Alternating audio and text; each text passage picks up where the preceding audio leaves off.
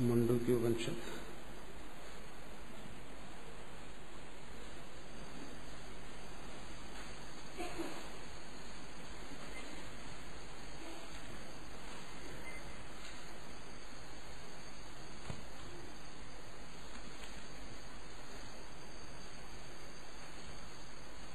ഉപനിഷത്തിൽ ഭാഷ്യത്തിന്റെ മംഗളാചരണം കഴിഞ്ഞ് അടുത്ത ഉപനിഷത്തിന്റെ വ്യാഖ്യാനമാണ്. അതാണ് ഇവിടെ തുടങ്ങുന്നത്. ഓമിത്യേതദക്ഷരമിദം സർവം തസ്യോപവ്യാഖ്യാനം ഭൂതം ഭവദ്ഭവിഷ്യതി സർവം ഓംകാര ഏവ യച്ഛാന്യത്രികാലാതീതം തദപ്യോംകാര ഏവ സർവം ഹ്യേതദ്ബ്രഹ്മ അയമാത്മാ ബ്രഹ്മ സ്വയമാത്മാ ചതുഷ്പാദ ജാഗരിതസ്ഥാനോ ബഹിഃപ്രജ്ഞഃ സപ്താംഗ ഏകോനവിംശതിമുഖഃ സ്ഥൂലഭുക് വൈശ്വാനരഃ പ്രഥമപാദഃ സ്വപ്നസ്ഥാനോ അന്തഃപ്രജ്ഞഃ സപ്താംഗ ഏകോനവിംശതിമുഖഃ പ്രവിഭക്തഭുക്തൈജസോ ദ്വിതീയപാദഃ യത്ര സുപ്തോ ന കഞ്ചന കാമം കാമയതേ ന കഞ്ചന സ്വപ്നം പശ്യതി തത് സുഷുപ്തം സുഷുപ്തസ്ഥാന ഏകീഭൂതഃ പ്രജ്ഞാനഘന ഏവ ആനന്ദമയോ യാനന്ദഭുക് ചേതോമുഖഃ പ്രാജ്ഞസ്തൃതീയപാദഃ ഏഷ സർവേശ്വര ഏഷ സർവജ്ഞ ഏഷോ അന്തര്യാമി ഏഷ യോനിഃ സർവസ്യ പ്രഭവാപ്യയോ ഹി ഭൂതാനാം നാന്തപ്രജ്ഞം ന ബഹിഃപ്രജ്ഞം നോ ഭേദപ്രജ്ഞം ന പ്രജ്ഞാനഘനം ന പ്രജ്ഞം നാപ്രജ്ഞം അദൃശ്യം അവ്യവഹാര്യം അഗ്രാഹ്യം അലക്ഷണം അചിന്യം അവ്യപദേശ്യം ഏകാത്മപ്രത്യയസാരം പ്രപഞ്ചോപശമം ശാന്തം ശിവം അദ്വൈതം ചതുർത്ഥം മന്യന്തേ സാത്മാ സവിജ്ഞേയഃ സ്വയമാത്മാ അധ്യക്ഷരം ഓംകാരോ അധിമാത്രം പാദാമാത്ര മാത്രാശ്ച പാദാ അകാര ഉകാരോ മകാര ഇതി ജാഗരിതസ്ഥാനോ വൈശ്വാനരോ അകാര പ്രഥമാ മാത്ര ആപ്തേരാദിമത്വാദ് വാ ആപ്നോതിഹ വൈ സർവാൻ കാമാൻ ആദിഷ്ട ഭവതി ഏവം വേദ സ്വപ്നസ്ഥാനസ്തൈജസ ഉകാരോ ദ്വിതീയാ മാത്ര ഉത്കർഷാത് ഉഭയത്വാദ്വാ ഉത്കർഷതി ഹവൈ ജ്ഞാനസന്തതിം സമാനശ്ച ഭവതി ന അസ്യ അബ്രഹ്മവിത് കുലേ ഭവതി യ ഏവം വേദ സുഷുപ്തസ്ഥാനഃ പ്രാജ്ഞോ മകാരസ്തൃതീയാ മാത്ര മിതേരപീതേർവാ മിനോതിഹ വാ ഇദം സർവം അപീതിശ്ച ഭവതി യ ഏവം വേദ അമാത്രശ്ചതുർത്ഥോ അവ്യവഹാരിഃ പ്രപഞ്ചോപശമഃ ശിവോ അദ്വൈത ഏവം ഓംകാര ആത്മൈവ സംവിശതി ആത്മനാ ആത്മാനം യ ഏവം വേദ.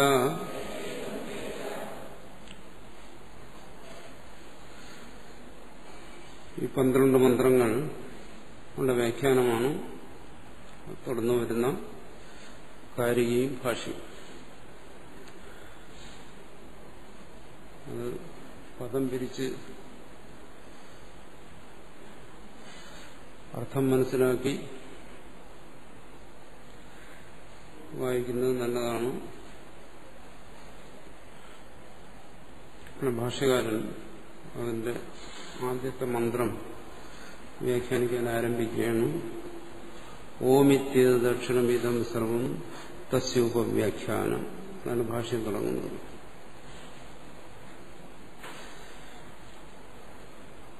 വേദാന്താർത്ഥ സാരസംഗ്രഹഭൂതം ഇതം പ്രകരണചതുഷ്ടയം ഓമിത്യേത ദക്ഷിണം ഇത്യാദി ആരഭ്യതേ. ഓമിത്യേത ദക്ഷിണം ഇതം സർവം എന്നാണ് ഉപനിഷത്ത് തുടങ്ങുന്നത്. ഓം എന്ന ഈ അക്ഷരം, ഓം എന്ന ഏകാക്ഷരം, അകാരോകാര മകാരങ്ങൾ കൂടിച്ചേർന്ന ഏകാക്ഷരം, ഈ അക്ഷരമാണ് ഇത് സർവവും എന്നാണ് ഇവിടെ പറയുന്നത്. അതിനെക്കുറിച്ച് ഭാഷ്യകാരൻ പറയുന്നത് വേദാന്താർത്ഥസാരസംഗ്രഹഭൂതം ഇതം, വേദാന്താർത്ഥത്തിന്റെ സാരസംഗ്രഹമാണ് ഇത്. ഇനി ഇവിടെ പറയാൻ പോകുന്നു. ഇതിനെ പ്രകരണചതുഷ്ടയം, 4 പ്രകരണങ്ങളായി വിഭജിച്ചിരിക്കുന്നു. ആ 4 പ്രകരണങ്ങളെക്കുറിച്ചും അടുത്ത ഭാഷ്യകാരൻ തന്നെ പ്രത്യേകം പേരെടുത്ത് പറഞ്ഞ് വ്യാഖ്യാനിക്കും. പിന്നെ പ്രകരണം എന്ന് പറയുന്നതിന് എന്താണ് കാരണമെന്ന് കഴിഞ്ഞ ദിവസം പറഞ്ഞു. കാരണം ഇത് അദ്വൈത ശാസ്ത്രത്തിലെ നിർഗുണം ബ്രഹ്മം എന്ന് പറയുന്ന മുഖ്യമായ ആ ഒരു തത്വത്തിന് പ്രാധാന്യം കൊടുത്ത് വിശദീകരിക്കുന്നു. മറ്റ് അദ്വൈത സംബന്ധിയായിട്ട് ബ്രഹ്മസൂത്രത്തിനും മറ്റും വന്നിട്ടുള്ള നിരവധി വിഷയങ്ങൾ അതിവിടെ ചർച്ച ചെയ്യുന്നില്ല. അതുകൊണ്ട് ഇതിനെ പ്രകരണം എന്ന് പറയുന്നു എന്നും മറ്റും ഭാഷ്യവ്യാഖ്യാതാവായ ആനന്ദഗിരി വ്യാഖ്യാനിച്ചിട്ടുണ്ട്. അതുകൊണ്ട് ഇതിന് പ്രകരണ ചതുഷ്ടയം 4 പ്രകരണങ്ങളുണ്ട്. ഓമിത്യേത ദക്ഷരം ഇത്യാദി ആരഭ്യതി. ആ 4 പ്രകരണങ്ങളുടെയും തുടക്കമാണ് ഓമിത്യേതക്ഷരം എന്ന് പറയുന്നത്. സ്പഷ്ടമാണ്. ഇവിടെ ഓങ്കാരത്തെയാണ് പറയുന്നത്.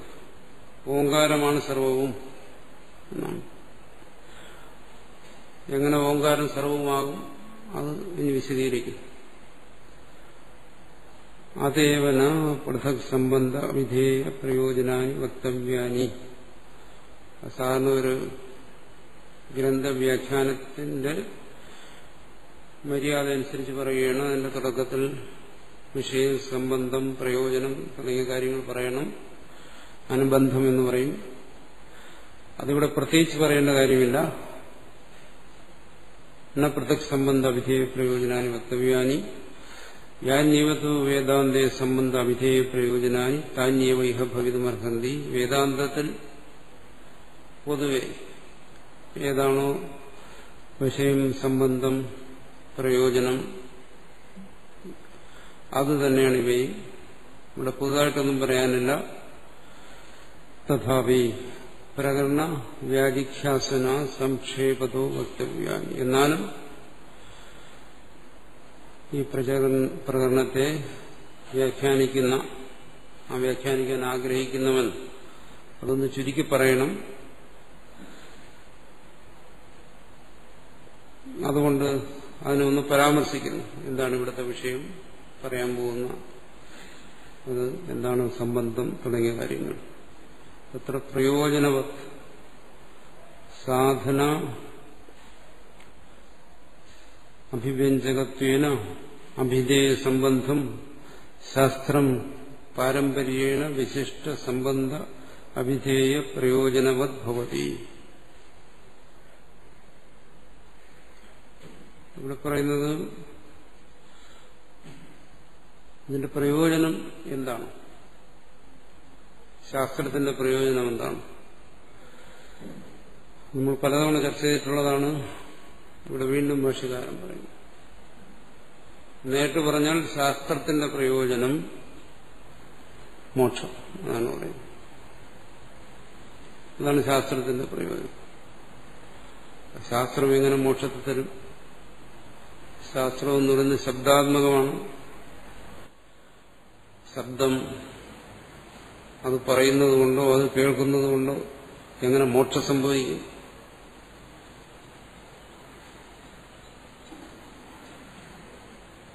ഇവിടെ പറയുന്ന ശാസ്ത്രം ഉപനിഷത്ത്. ശാസ്ത്രം, എല്ലാ ശാസ്ത്രവും മോക്ഷത്തിന് ഉപകരിക്കത്തില്ല. അനാത്മശാസ്ത്രങ്ങൾ ഒരുപാടുണ്ട്. ആത്മതത്വത്തെക്കുറിച്ച് പറയാത്ത ശാസ്ത്രങ്ങൾ, അത് മോക്ഷത്തിന് ഉപകരിക്കില്ല. ആത്മവിദ്യയെ പ്രതിപാദനം ചെയ്യുന്ന ശാസ്ത്രം, അത് മോക്ഷത്തിന് ഉപകരിക്കും. ശബ്ദാത്മകമായിരിക്കുന്ന ഈ ശാസ്ത്രം എങ്ങനെ മോക്ഷത്തെ കൊടുക്കും? ശബ്ദമെന്ന് പറയുന്നതും ഒരു കാര്യമാണ്, നശിക്കുന്നതാണ്. അതെങ്ങനെയാണ് മോക്ഷത്തെ നൽകുന്നത്? പറയുന്നു അത് പാരമ്പര്യമാണ്, നേരിട്ടല്ല.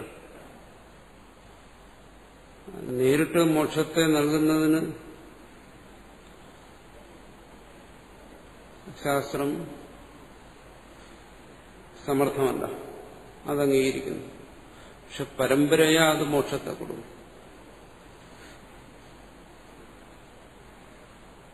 എന്തുകൊണ്ട് പറയുന്നു? പ്രയോജനവത് ശാസ്ത്രം.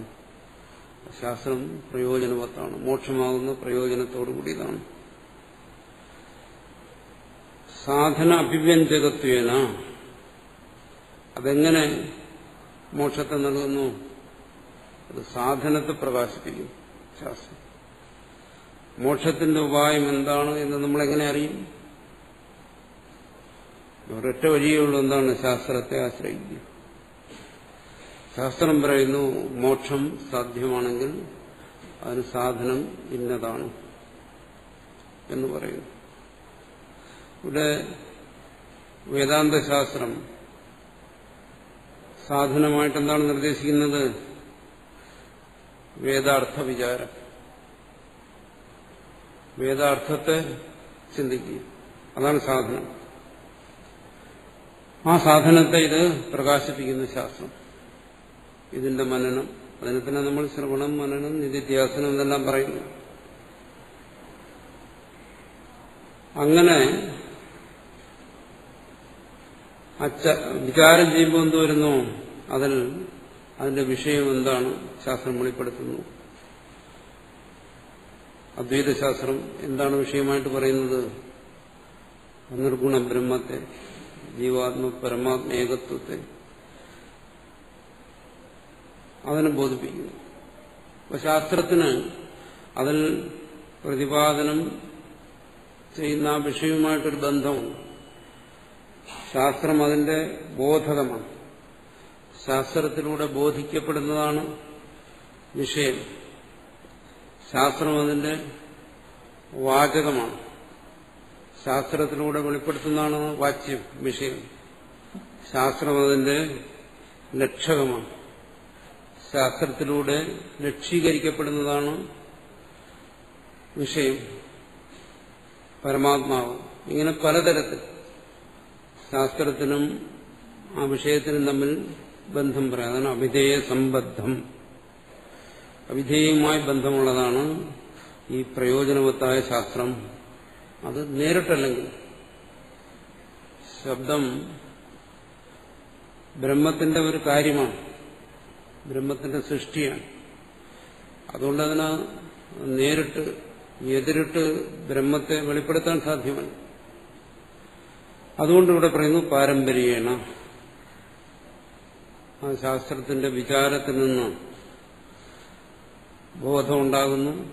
ആ ബോധം ആത്മബോധത്തിന് തടസ്സമായിരുന്ന അജ്ഞാനത്തെ, അറിവില്ലായ്മയെ നശിപ്പിക്കുന്നു.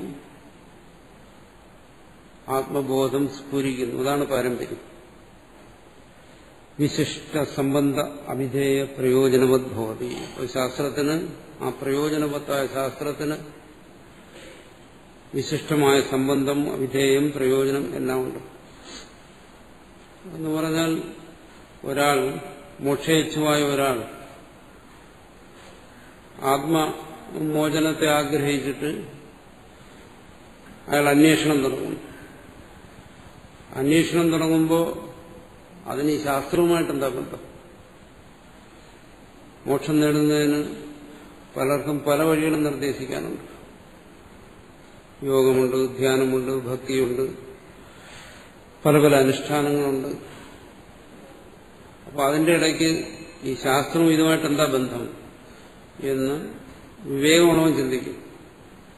ചിന്തിച്ചിട്ട് അവന് ബോധ്യപ്പെട്ടാൽ മാത്രമേ തന്റെ കാര്യസാധ്യത്തിന് വേണ്ടി അയാൾ ശാസ്ത്രത്തെ അവലംബിക്കത്തുള്ളൂ. അല്ലെങ്കിൽ മറ്റെന്തെങ്കിലും ഉപായത്തെ അയാൾ സ്വീകരിക്കും. മറ്റെന്തെങ്കിലും ഉപായത്തിലൂടെ മോക്ഷമാകാമെന്ന് ഭ്രമിക്കും. ഇവിടെ വേദാന്ത ശാസ്ത്രത്തിൽ പറയുന്നത് എന്താണ്? വേദാന്ത ശാസ്ത്രത്തെ ആശ്രയിക്കാതെ, ഏതെങ്കിലും തരത്തിൽ ആശ്രയിക്കാതെ മോക്ഷം അസാധ്യമെന്നാണ്. ഒരു ജീവനും മോക്ഷം സാധ്യമല്ല എന്നാണ് പറയുന്നത്. അതുകൊണ്ട് നമുക്ക് വിയോജിപ്പുണ്ടായിരിക്കും. പക്ഷെ വേദാന്ത ശാസ്ത്രത്തിന്റെ നിലപാടതാണ്. ശാസ്ത്രത്തിന്റെ സഹായം കൂടാതെ മോക്ഷം സാധ്യമല്ല എന്നാണ്. അത് വേണമെന്നുള്ളവർക്ക് അവരോട് പറയുകയാണ്, നിങ്ങൾ ശാസ്ത്രത്തെ ആശ്രയിച്ചേ മതിയാകും. അപ്പോൾ ശാസ്ത്രം മാത്രം മതിയോ എന്ന് ചോദിക്കും. ശാസ്ത്രം എന്താണ്, നേരിട്ട് മോക്ഷത്തെ എടുത്തു തരുമോ? അതൊന്നുമല്ല പറയുന്നത്. അതുകൊണ്ട് പറഞ്ഞെന്താണ്, അതിന് പാരമ്പര്യേണ, പരമ്പരയാ ഒരു ബന്ധം അതിന് മോക്ഷമായിട്ടുണ്ട്. അതിനെ നിഷേധിക്കാൻ പറ്റത്തില്ല. അവിടെ മറ്റെല്ലാം വരും. ഗുരു വരും, മറ്റു സാധനങ്ങൾ വരും. പക്ഷെ അതിനെല്ലാത്തിനും ശാസ്ത്രവുമായിട്ട് ബന്ധമുണ്ട്. അതാണ് സംബന്ധം എന്ന് പറഞ്ഞിരിക്കുന്നത്. ഏതെല്ലാം തരത്തിൽ നമുക്ക് ശാസ്ത്രത്തിനെ മോക്ഷവുമായി ബന്ധപ്പെടുത്താമോ അതെല്ലാം സംബന്ധമായി. അനേക സംബന്ധങ്ങളാണ്, അനന്തമായ സംബന്ധങ്ങളാണ്. അവിടെ വിഷയം മോക്ഷത്തിന് ഉപകരിക്കുന്നതെല്ലാം വിഷയമാണ്. പ്രയോജനം ഒന്നേ ഉള്ളൂ, സംസാര നിവൃത്തി,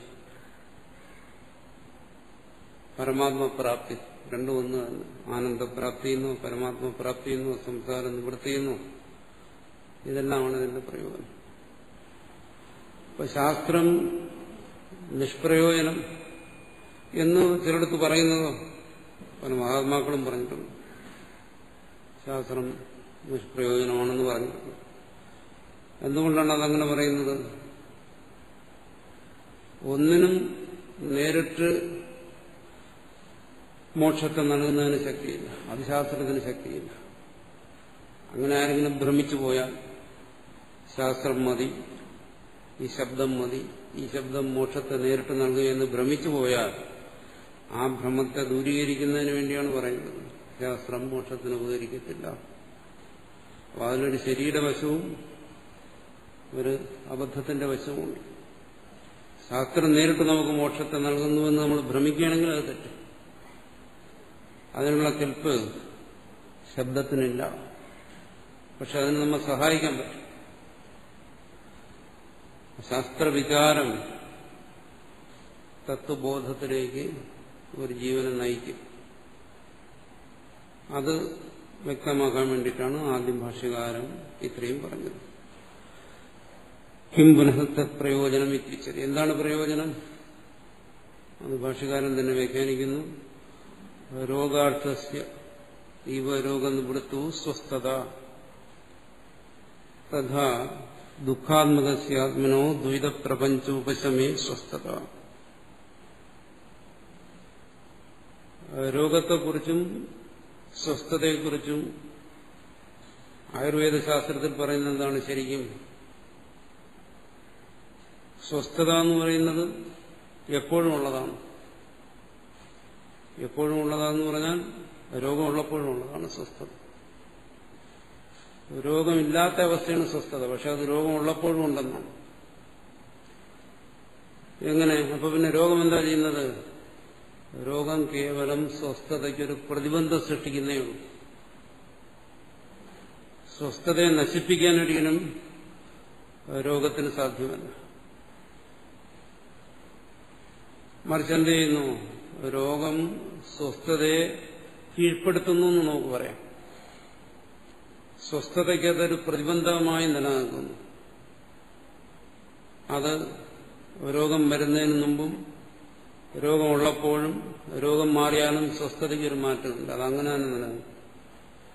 പക്ഷെ രോഗത്തിന് സ്വസ്ഥതയ്ക്ക് പ്രതിബന്ധത്തെ സൃഷ്ടിക്കാൻ പറ്റും.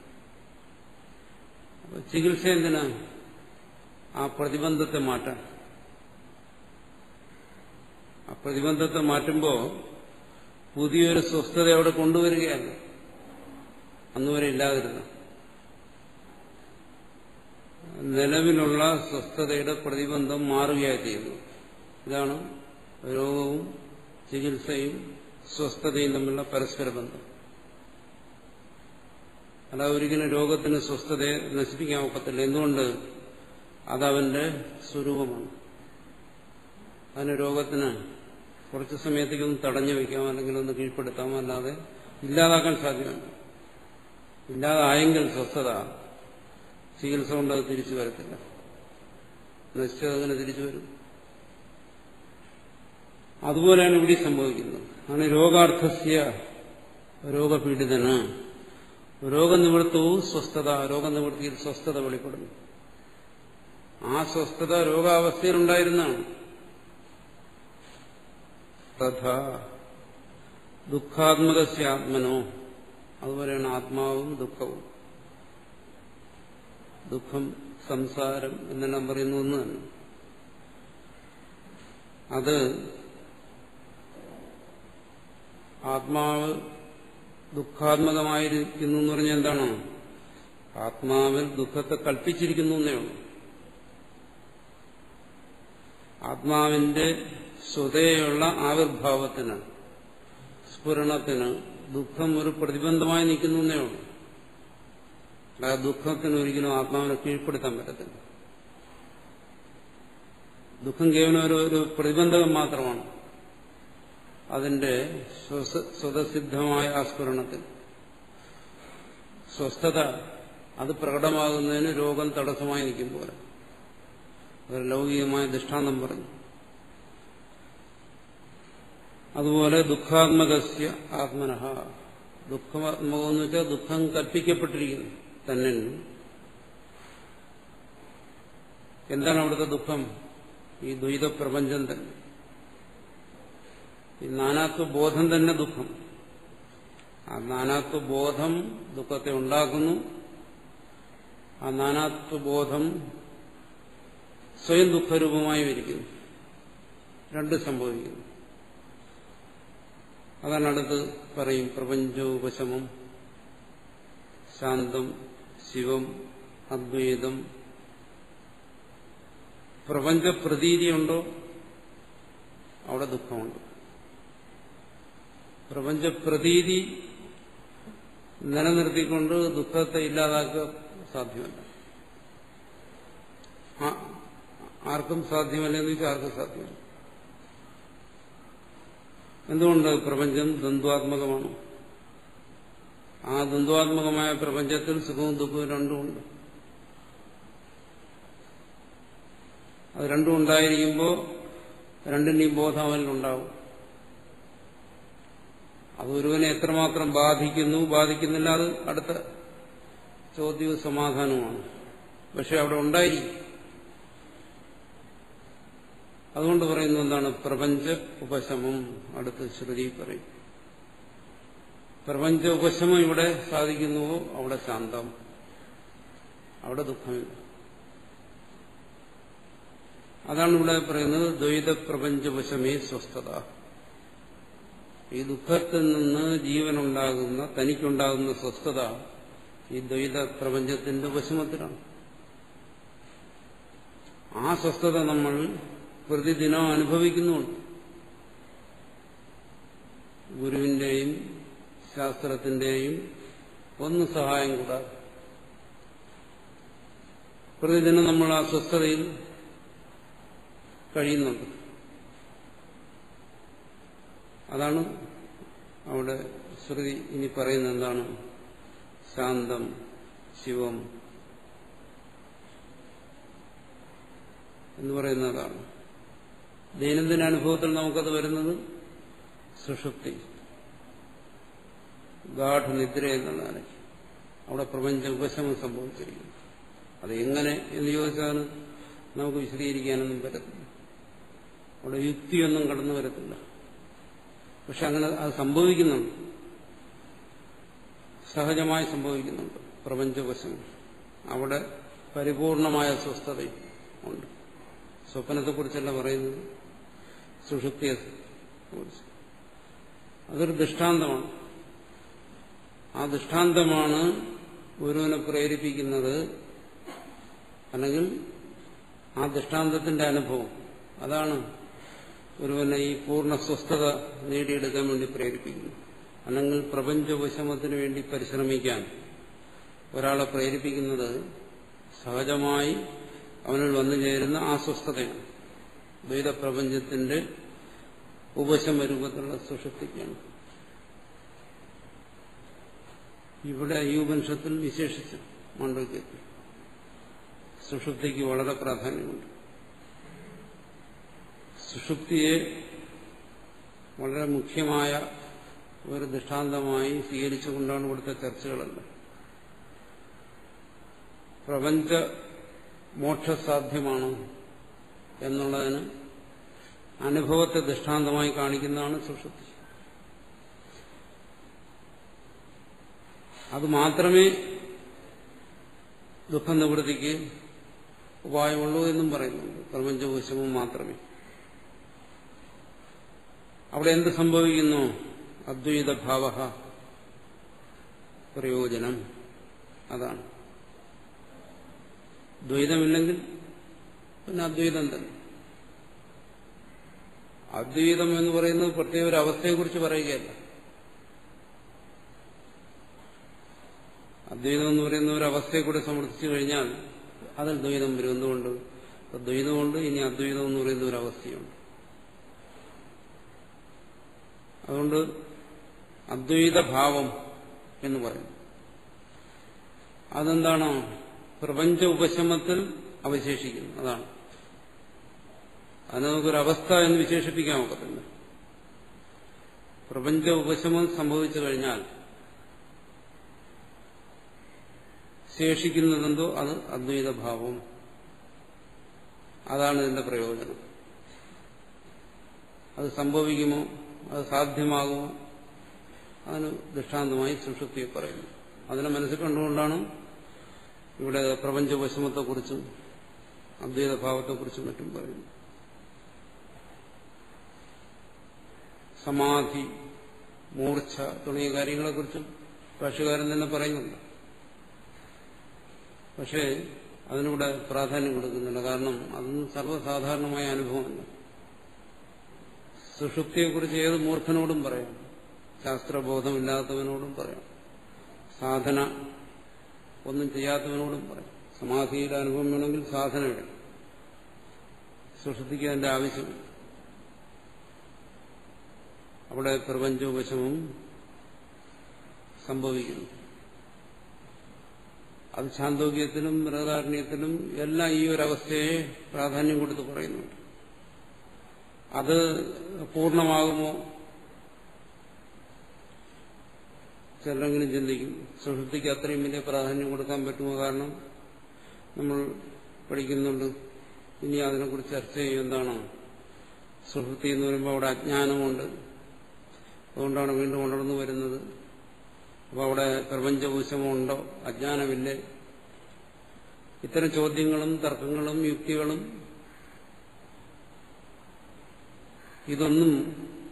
ഇതിനൊന്നും നിലനിൽപ്പില്ലാത്ത സ്ഥാനമാണ് സുഷുപ്തി എന്ന് പറയുന്നത്.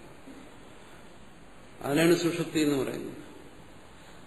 ഈ ചർച്ചകളെല്ലാം എന്താണ് ജാഗ്രതയിലേ ഉള്ളൂ. ജാഗ്രതയിൽ നമുക്ക് ഇതിനെക്കുറിച്ച് വഴക്കുകൂടാം, അവിടെ എന്തുണ്ട് എന്തില്ല. പക്ഷെ സുഷുപ്തിയെക്കുറിച്ച് നമുക്ക് ഇത്രയേ സങ്കല്പിക്കാൻ പറ്റും, ചിന്തിക്കാൻ പറ്റും. അല്ലെങ്കിൽ സുഷുപ്തിയെക്കുറിച്ചുള്ള നമ്മുടെ സ്മരണ ഇത്രയേ ഉള്ളൂ, എന്താണ് പ്രപഞ്ചവശം, അങ്ങനെ സങ്കല്പിക്കാൻ പറ്റും. അവിടെ എന്തുണ്ട് എന്തില്ല, ഇത്തരം വാദകോലാഹലങ്ങൾ അവസാനിക്കുന്നിടമാണ് സുഷുപ്തി എന്ന് പറയാം. പിന്നെ എന്തുകൊണ്ട് ഈ വാദകോലാഹലങ്ങൾ നടക്കുന്നു? ഉണർന്നിരിക്കുന്നുണ്ട്. ഉണർന്നിരുന്നാൽ എന്തുമാകാം, എന്തിനെക്കുറിച്ചും ചർച്ച ചെയ്യും.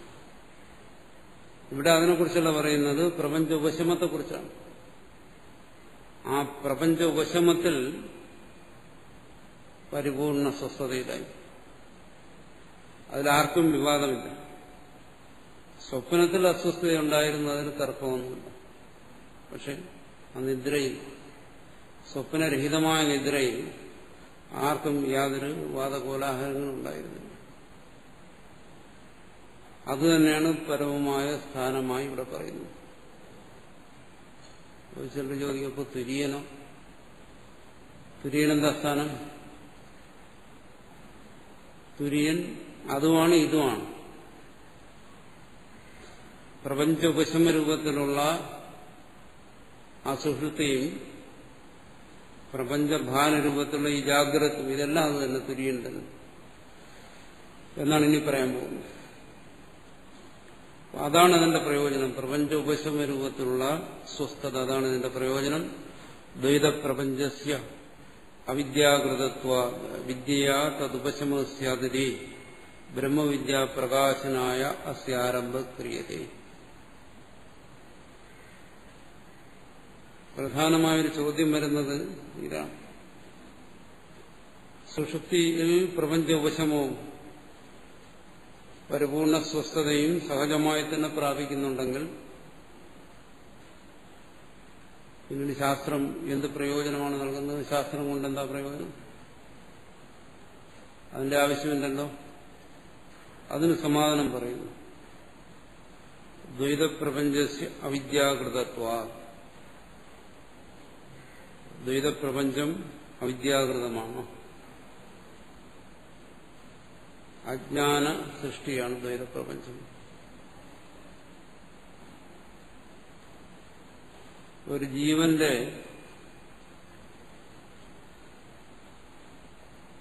അജ്ഞാനം ആ ജീവന് ഈ പ്രപഞ്ചത്തെ തോന്നിപ്പിക്കുന്നു.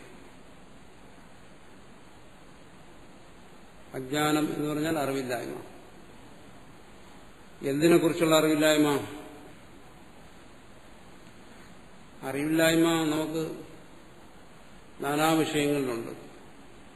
നമ്മൾ ഒന്നിനെ അറിയുമ്പോൾ ഒന്നറിയാതിരിക്കുന്നു. അതെപ്പോഴും അങ്ങനെ സംഭവിച്ചുകൊണ്ടേയിരിക്കുന്നു. നിരന്തരം അറിവും അറിവില്ലായ്മയും ഒത്തുചേർന്ന് പോയിക്കൊണ്ടിരിക്കുകയാണ്. അപ്പൊ അറിവില്ലായ്മ പ്രപഞ്ചത്തെ സൃഷ്ടിക്കുന്നു എന്ന് പറഞ്ഞാൽ ചില ചോദിക്കും, അപ്പോൾ അറിവെന്തിനെ സൃഷ്ടിക്കുന്നു? അറിവുണ്ടല്ലോ നമുക്ക്, അറിവില്ലായ്മ മാത്രമല്ല. അറിവെന്തിനെ സൃഷ്ടിക്കുന്നു? അറിവും പ്രപഞ്ചത്തെ അല്ലേ സൃഷ്ടിക്കുന്നു എന്ന് ചിന്തിക്കാം.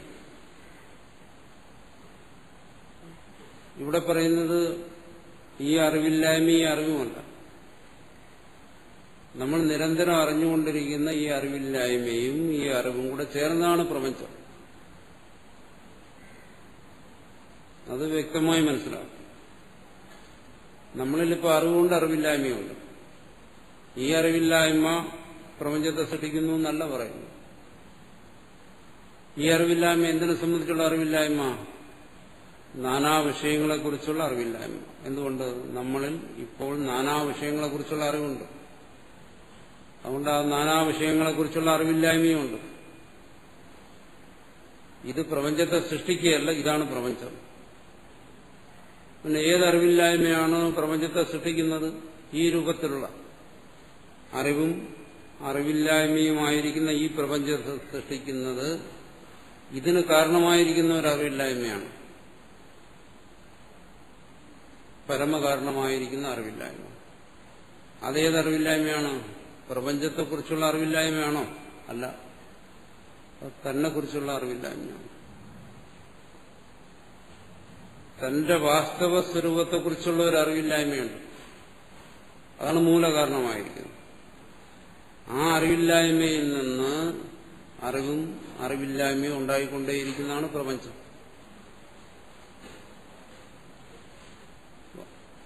ആ അറിവില്ലായ്മ നശിക്കണം. എങ്ങനെയാണോ വെളിച്ചം ഇരുട്ടിനെ നശിപ്പിക്കുന്നത്, അതുപോലെ തന്റെ സ്വരൂപത്തെ ബോധിക്കാതിരിക്കുന്ന അറിവില്ലായ്മ അത് നശിക്കണമെങ്കിൽ അവിടെ അറിവ് വേണം. ഇരുട്ട് നശിക്കണമെങ്കിൽ വെളിച്ചം വേണം. ലൗകികമായും അങ്ങനെയാണ്. നമ്മളൊരു വിഷയത്തെ അറിയുമ്പോൾ ആ വിഷയത്തെക്കുറിച്ചുള്ള അറിവില്ലായ്മ നശിച്ചു.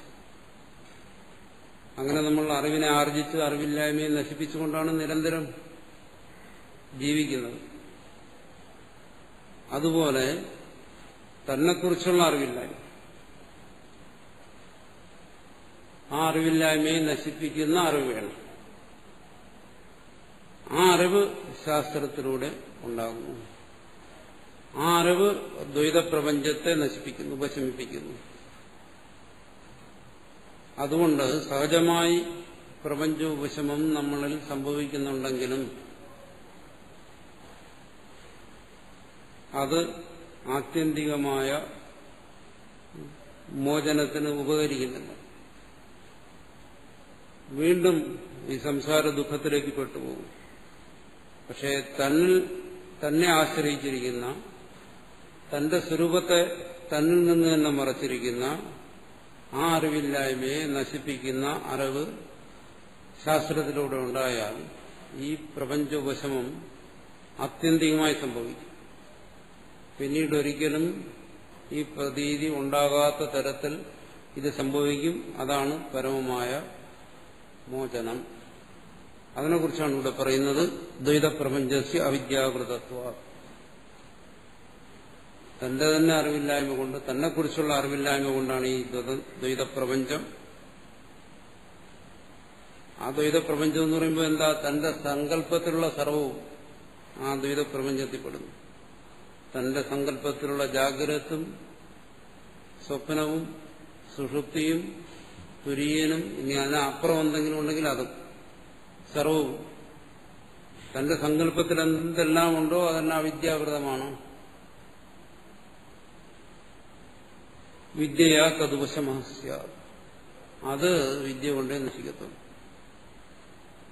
ഔപനിഷദമായ വിദ്യ കൊണ്ടേ നശിക്കത്തുള്ളൂ. അതിനാണ് ഇവിടെ ശാസ്ത്രം എന്ന് പറയുന്നത്. ശാസ്ത്രജന്യമായ അറിവ്.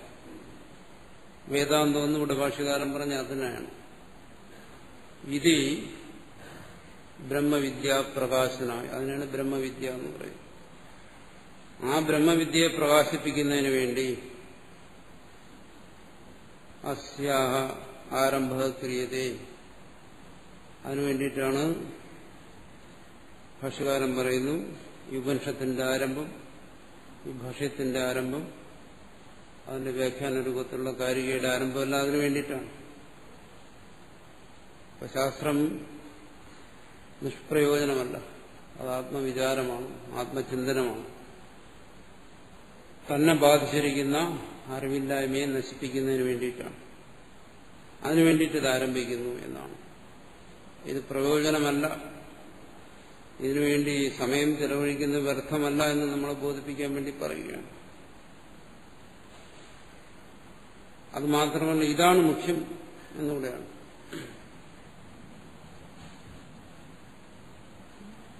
മോക്ഷയിച്ചുവായ ഒരുവൻ ഈ സംസാര ബന്ധനത്തിൽ നിന്നും മോചിക്കണം എന്നാഗ്രഹിക്കുന്ന ഒരു ജീവന്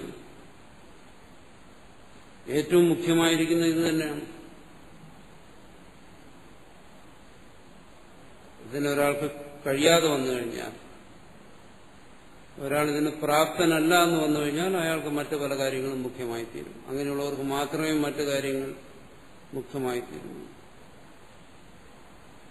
ഇതിനൊരുവൻ പ്രാപ്തനാണെങ്കിൽ ആത്മചിന്തനത്തിന് അവന് മുഖ്യമായിട്ട് മറ്റൊരു കാര്യവും ചെയ്യാനില്ല. അതിന് പ്രാപ്തനല്ലെങ്കിൽ മറ്റെന്തും ആകാം, മറ്റു പലതിനും പ്രാധാന്യം വരും. അതുകൊണ്ടിവിടെ പറയുന്നു, ഭാഷ്യകാരൻ പറയുന്നു, ആത്മവിദ്യയെ പ്രകാശിപ്പിക്കുന്നതിന് വേണ്ടിയിട്ടാണ്. തന്നെ മറച്ചിരിക്കുന്ന ആ മറയെ നീക്കുന്നതിന് വേണ്ടിയിട്ടാണ് ഈ ശാസ്ത്ര ആയാസം, ഈ പ്രയത്നം ഇവിടെ ചെയ്യുന്നത് എന്നാണ്. ഇത് വ്യർത്ഥമല്ല എന്നാണ്. അതിന് വാസനയും അതിന് അഭിരുചിയും വിശേഷ താല്പര്യവും എല്ലാം ഉള്ളവർക്ക് ഇത് പ്രയോജനപ്പെടും. അതിനുവേണ്ടി പറയുന്നു.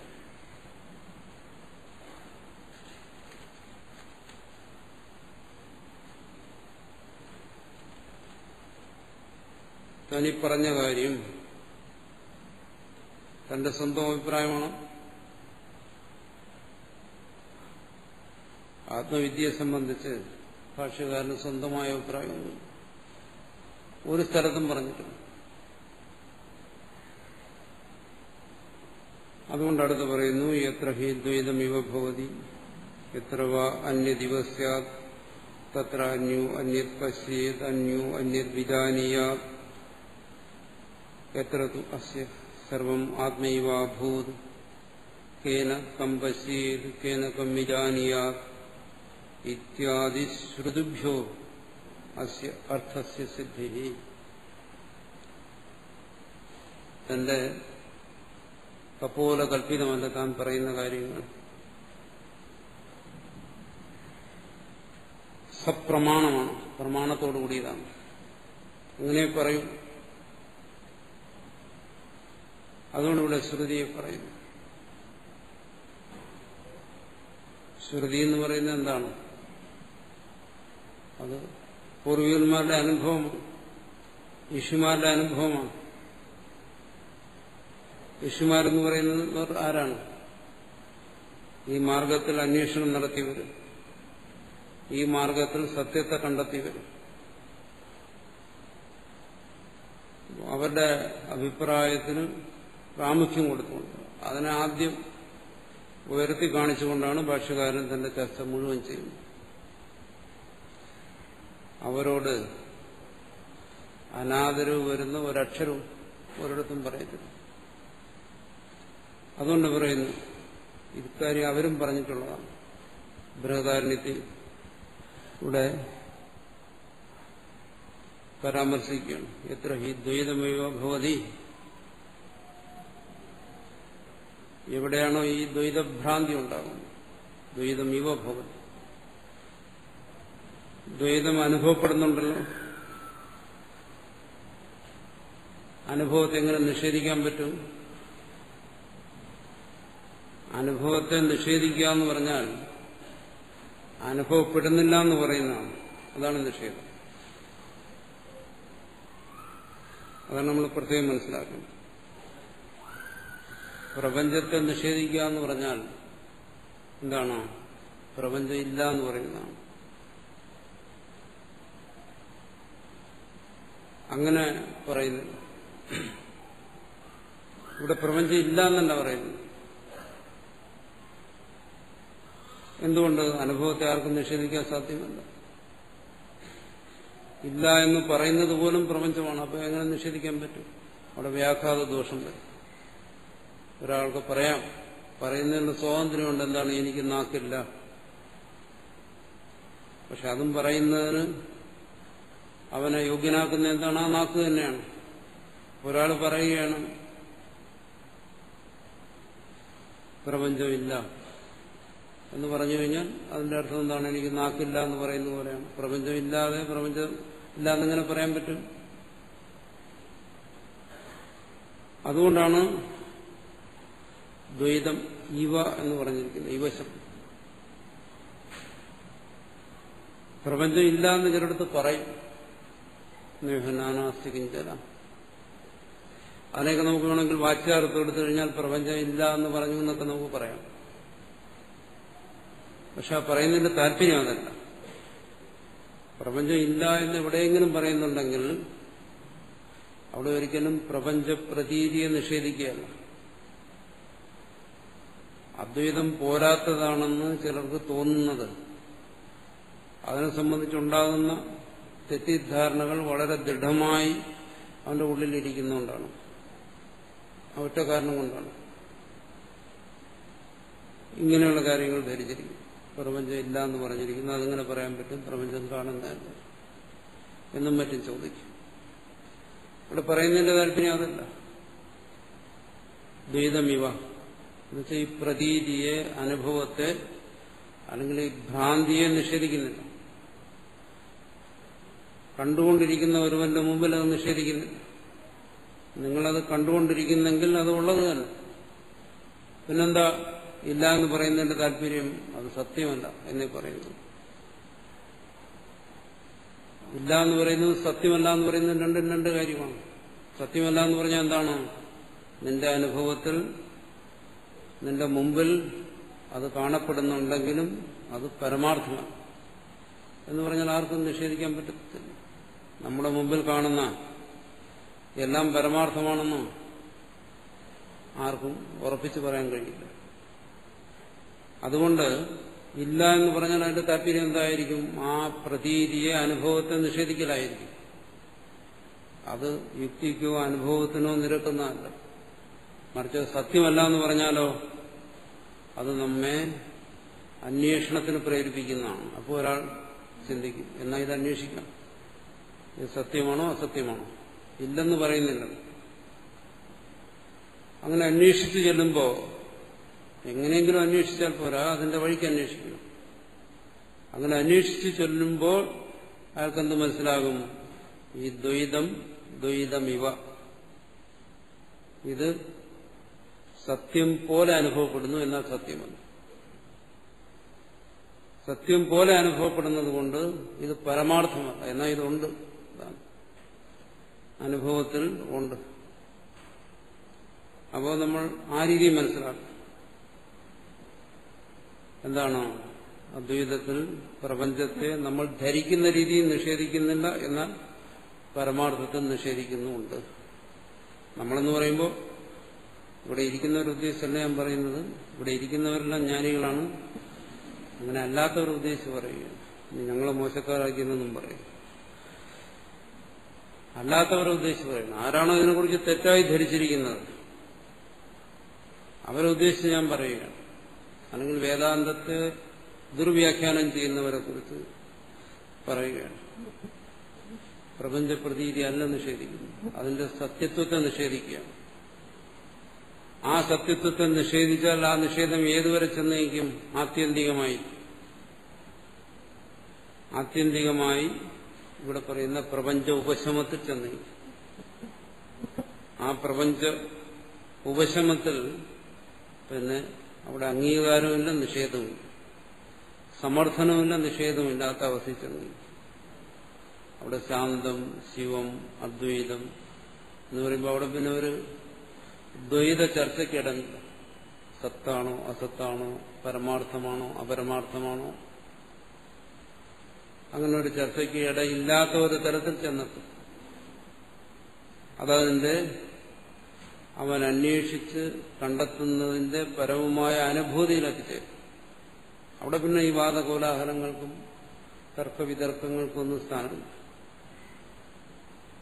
അതിന് മുമ്പുള്ള അവസ്ഥയെക്കുറിച്ച് പറയുകയാണ്. അതുകൊണ്ടാണ് ദ്വൈതമിവ എന്ന് പറയുന്നത്. ഈ ദ്വൈതം പോലെ, സത്യം പോലെ, നിലനിൽക്കുന്നത് പോലെ പ്രതീതമാകുന്നു. അതിന്റെ ഉപശമം സംഭവിക്കണം. എത്ര അന്യദിവ, അവിടെയും പറയുന്നു ഇവ തത്ര അന്യോ അന്യത് പശ്യേത് അന്യോ അന്യത് വിജാനീയാത്. ഇവിടെ നമ്മുടെ ഈ അനുഭവത്തിൽ, അദ്വൈതത്തിൽ പറയുന്ന വ്യവഹാരം എന്ന് പറയും, നമ്മുടെ ഈ അനുഭവ ഭൂമിക, നാനാത്വത്തെ അറിഞ്ഞുകൊണ്ടിരിക്കുന്ന ഈ അവസ്ഥ, ജാഗ്രത രൂപത്തിലും സ്വപ്ന രൂപത്തിലും പിന്നെ അതിനെ നമ്മൾ സുഷുപ്തിയായി കൽപ്പിച്ചും തുരീയനായി സങ്കല്പിച്ചുമൊക്കെ ഇരിക്കുന്ന ഈ ഒരവസ്ഥ, അവിടെയാണ് അന്യോ അന്യത്. ഞാൻ അവനെ കാണുന്നു, അന്യൻ അന്യനെ കാണുന്നു.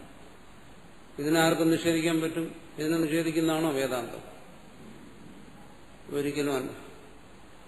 അന്യോ അന്യത് പശ്യേ അന്യോ അന്യത് വിജാനീയ, കാണുന്നു, കേൾക്കുന്നു, അറിയുന്നു, ചിന്തിക്കുന്നു. നിരന്തരം ഇതിങ്ങനെ അവന്റെ തന്നെ ഉള്ളിൽ സംഭവിച്ചുകൊണ്ടേയിരിക്കുന്നു. ഓരോ ജീവന്റെയും ഉള്ളിൽ സംഭവിച്ചുകൊണ്ടേയിരിക്കും. ഈ സംഭവ പരമ്പര നമ്മൾ കരുതുന്ന രീതിയിൽ ഒരു തരത്തിലും സത്യത്വമുള്ളതല്ല. മറിച്ച് എത്ര തു അസ്യ സർവം ആത്മീവ അഭൂത്, എപ്പോഴാണോ ഒരുവന് സർവവും താനായി തന്നെ തീരുന്നത്, എന്നാണ് സർവം ആത്മാ ഏവ അഭൂത്. അങ്ങനെ ഒരവസ്ഥയെക്കുറിച്ച് പറയുന്നു, സർവവും താനായി തന്നെ തീരുന്നു. അങ്ങനെ ഒരവസ്ഥയുണ്ടോ? ഉണ്ട്. നമ്മൾ വ്യക്തമായും കടന്നുപോകുന്ന ഒരവസ്ഥയാണ്. അനുഭവിക്കുന്നു എന്ന് പറയാൻ പറ്റത്തില്ല. ആരനുഭവിച്ചു എന്നൊക്കെ നിങ്ങൾ ചോദിക്കും. അതിനെനിക്ക് ഉത്തരം പറയാൻ കഴിയില്ല. പക്ഷെ നമ്മൾ കടന്നുപോകുന്ന ഒരവസ്ഥയാണ്. അവിടെ എന്ത് ചെയ്യുന്നു? സർവം ആത്മാ ഏവ അഭൂത്. ഈ കാണുന്നതും കേൾക്കുന്നതും നേരത്തെ പറഞ്ഞ അന്യോ അന്യത് പശ്യേത് അന്യോ അന്യ വിജാനീയാത് എന്നെല്ലാം വർണ്ണിച്ച ഇതെല്ലാം താനായി തന്നെ തീർന്ന ഒരവസ്ഥ. അതിനെ തന്നിൽ വിനയം പ്രാപിച്ചു എന്നോ തന്നിൽ ഉപശമിച്ചു എന്നോ എന്ത് വേണമെങ്കിലും പറയാം. ആ ഒരവസ്ഥ അവിടെ, അത് നമുക്കെല്ലാം ഉണ്ടല്ലോ അങ്ങനെ ഒരവസ്ഥ. അങ്ങനെ ഒരവസ്ഥയെക്കുറിച്ച് പരാമർശിച്ചാൽ ഉടൻ സ്മരിക്കണം. എന്തിനെ? സുഷുപ്തി, ഗാഠനിദ്ര. സമാധിയിലേക്കൊന്നും പോണ്ട. തലകുത്തിന്ന് സമാധിയൊന്നും ഉണ്ടാക്കില്ല. അത്രയും പരിശ്രമം ആവശ്യമില്ല വേദാന്തത്തിൽ. സമാധി ഉണ്ടാക്കണമെങ്കിൽ ഒത്തിരി വേർക്കണം. ഉറങ്ങുന്നതിന് എന്ത് സുഖമുള്ള പണിയാണ്. അപ്പൊ ഇവിടെ പ്രാധാന്യം ഉറക്കത്തിനാണ്. അതിനെക്കുറിച്ചാണ് ഇവിടെ പറയുന്നത്. ഉറക്കപ്രിയന്മാർ ഭാഗ്യവാന്മാർ അദ്വൈതത്തിൽ. അവിടെ അതാണ് പ്രധാനമായിട്ടും പറയുന്നത്. അവിടെ എന്ത് ചെയ്യുന്നു? സർവം ആത്മീവ ഭൂ. അവിടെ ഈ കണ്ടുകൊണ്ടിരുന്നതെല്ലാം എവിടെ പോയി? എങ്ങോട്ടെങ്കിലും പറന്നുപോയി? ഇല്ല, എല്ലാം തന്നിലേക്ക് തന്നെ പോയി. താൻ തന്നെ എല്ലാം തന്നിലേക്ക് അതിനെ വിലയിപ്പിച്ചെന്നോ അല്ലെങ്കിൽ തന്നിലേക്ക് ഓദിക്കുകയെന്നോ എന്തോ അവിടെ സംഭവിച്ചു. അവിടെ താൻ മാത്രമായിരുന്നു. താനില്ല എന്ന് പറയാൻ പറ്റത്തില്ല. കാരണം അതുകൊണ്ടാണിപ്പോൾ അതിനെക്കുറിച്ച് സ്മരിക്കാനും അതിനെക്കുറിച്ച് പറയാനും ഒക്കെ കഴിയുന്നു. താനവിടെ പോയില്ല, അത് ഉറപ്പാണ്. മറ്റുള്ളതെല്ലാം പറയുന്നു സർവം ആത്മാ ഏവ അഭൂ.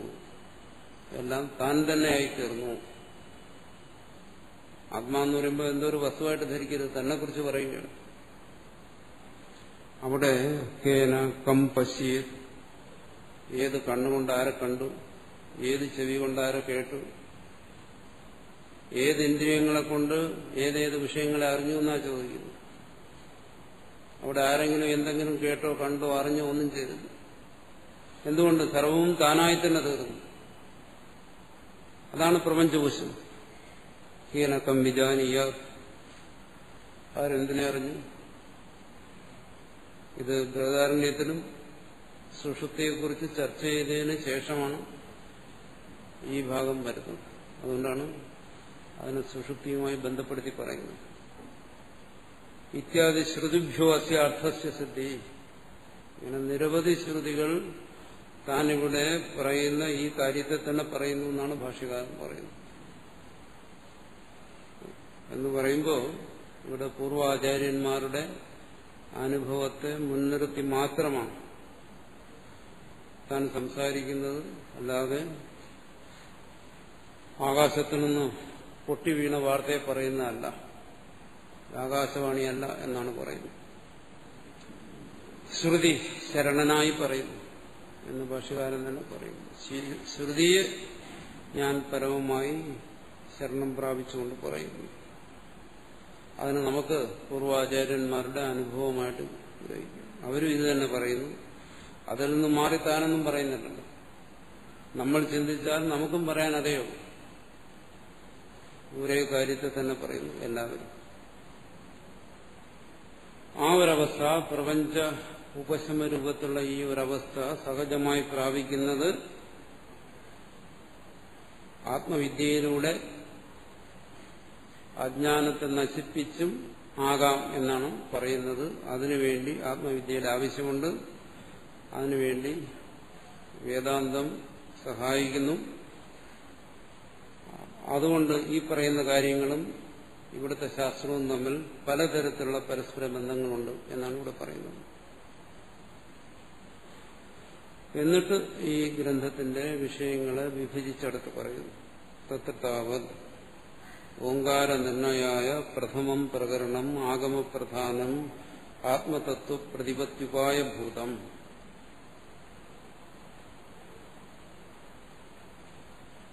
ഇത് 200-ലധികം കാരികകളുണ്ട്. ഈ കാരികകൾ ഈ ഉപനിഷത്തിന്റെ വിഷയങ്ങളെ 4 വിഭജിച്ച് വ്യാഖ്യാനിച്ചിരിക്കുകയാണ്. അതിന്റെ വ്യാഖ്യാനമാണ് ഈ കാര്യങ്ങൾ. അതിൽ ഈ ഉപനിഷത്തിന്റെ തന്നെ പ്രത്യേകതയാണ് ഓങ്കാരവും ആത്മാവുമായി ഇത്രയും ബന്ധപ്പെടുത്തി പറയും. ഓങ്കാരത്തിന് 4 പാദങ്ങൾ, ആത്മാവിനും അതുപോലെ 4 പാദങ്ങളെ കൽപ്പിക്കുക, എന്നിട്ട് അതിനെ അഭേദമായി ചിന്തിക്കുക തുടങ്ങിയ കാര്യങ്ങൾ. അതിലൂടെ ഓങ്കാര നിർണയായ എന്ന് പറഞ്ഞിരിക്കുന്നു. അതിനുവേണ്ടി അത് നമ്മളിനി ചർച്ച ചെയ്യുന്ന കാര്യമാണ്, ഇവിടെ വിശദീകരിക്കേണ്ട കാര്യമില്ല. പ്രഥമം പ്രകരണം ആഗമപ്രധാനം, ശ്രുതിക്ക് പ്രാധാന്യമുള്ള ഭാഗമാണ്. ഏകാക്ഷര ശ്രുതിയാണ് ഓം. ഓമിന് പ്രാധാന്യം വന്നതുകൊണ്ട് തന്നെ അത് ശ്രുതിക്ക് പ്രാധാന്യമായി. ഓം ആണ് ശ്രുതി, ഓമാണ് മുഖ്യശ്രുതി. ബാക്കി വരുന്ന ശ്രുതികളെല്ലാം ഗുണശ്രുതി എന്ന് പറയും. ആത്മതത്വ പ്രതിപത്യുപായ ഭൂതം. ശ്രുതി ആത്മതത്വ പ്രതിപത്തിക്ക്, ആത്മതത്വജ്ഞാനത്തിന് ഉപായമാണ്.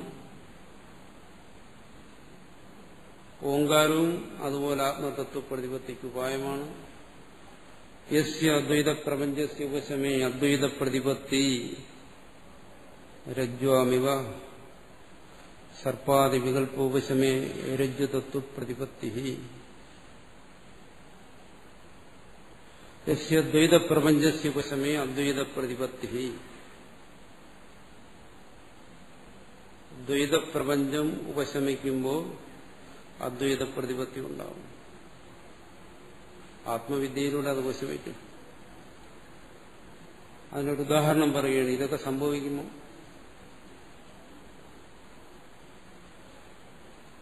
കാരണം ദ്വൈതത്തെ നിഷേധിക്കുന്ന ഏത് തരത്തിലാണെന്ന് പറഞ്ഞു നേരത്തെ.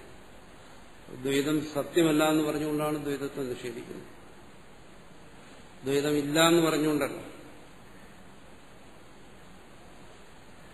അത് സത്യമല്ല. ദ്വൈതത്തിന്റെ പ്രതീതിയെ നിഷേധിക്കുകയല്ല. ദ്വൈതം പ്രതീതമായില്ല, അല്ലെങ്കിൽ ദ്വൈതം പ്രതീതമാകുന്നില്ല എന്ന് പറയുകയാണ്. ഏതെങ്കിലും സമയത്ത് നമുക്ക് ദ്വൈതം പ്രതീതമാകാതെ വന്നാൽ അത് ദ്വൈതം പ്രതീതമാകുന്നില്ല എന്ന് നമുക്ക് പറയാനും കഴിയത്തില്ല. ഉദാഹരണം സുഷുപ്തിയിൽ. അവിടെ നമുക്ക് പറയാൻ പറ്റുന്നില്ലതാ ഞാൻ ആത്മാവാണ്, എനിക്ക് പ്രപഞ്ചം അനുഭവപ്പെടുന്നില്ല, ഇതൊന്നും നമുക്കവിടെ പറയാൻ പറ്റുന്നില്ല. അപ്പോൾ ദ്വൈത പ്രതീതി ഉള്ളിടത്തോളം കാലം നമുക്ക് പരമാവധി പറയാൻ കഴിയുന്ന എന്താണ്? ഇത് സത്യമല്ല എന്നേ പറയാൻ കഴിയത്തുള്ളൂ. അങ്ങനെ പറയുമ്പോൾ അതിനെന്താ യുക്തി?